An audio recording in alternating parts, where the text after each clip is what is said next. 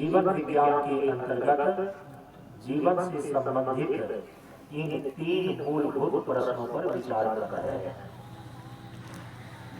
पहले प्रश्न पर विचार हो चुका है, अर्थात जीवन क्या है। इसको तीन धरातल पर हम सभी लोगों ने समझ लिया है। कल के सत्संग से दूसरे प्रश्न पर हम विचार कर रहे हैं। तीन मूलभूत प्रश्नों में तो दूसरा प्रश्न है कि हम जीवन में क्या चाहते हैं, या कहें कि जीवन का लक्ष्य क्या है, या कहें कि जीवन जीने का प्रयोजन क्या है। इस दूसरे प्रश्न के उत्तर में हम सभी लोगों ने कल यथाचित विचार किया। हम जीवन में क्या चाहते हैं, जब इस पर विचार किया जाता है और गहराई से विचार किया जाता है तो इसका उत्तर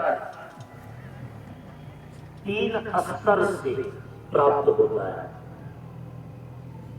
चूंकि पहले प्रश्न के अंदर जीवन के स्वरूप को लेकर के तीन धरातल निश्चित होते हैं। यदि पहले प्रश्न के अंदर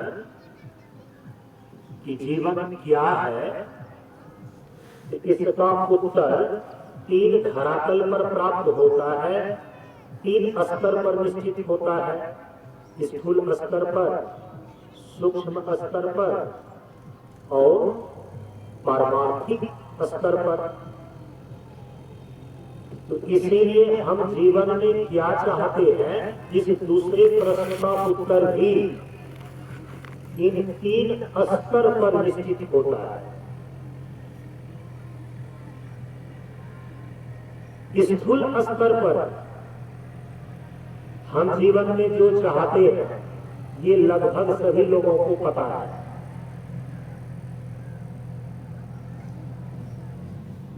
क्योंकि जो स्थूल स्तर पर जीवन की चाहत होती है, जीवन में आवश्यकता की चीज होती है, जीवन जीने का जो प्रयोजन होता है, जीवन का जो लक्ष्य है, ये सामान्य रूप से सभी जानते हैं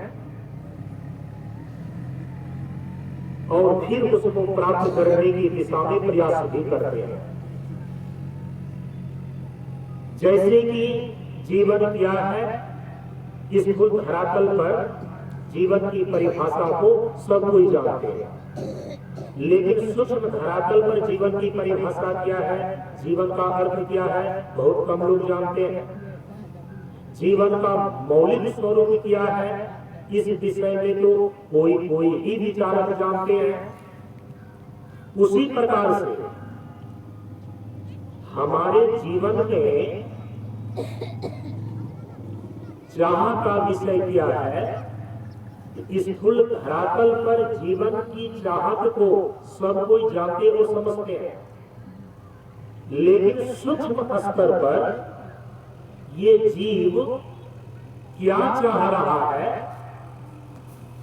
जीवन में हम किस चीज को चाहते हैं, इसकी जानकारी सबको सूक्ष्म स्तर पर मालूम नहीं होती।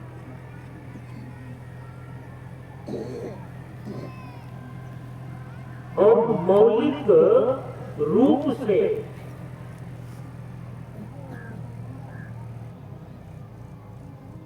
इस जीव के अंदर नैसर्गिक इच्छा कौन सी है, कौन सी ऐसी प्यास है,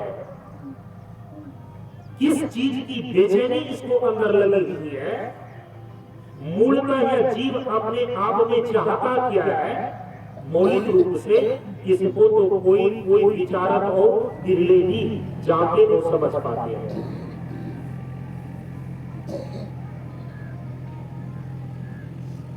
स्थूल धरातल पर जीवन की परिभाषा है चेतना विशिष्ट जीवित शरीर का नाम जीवन।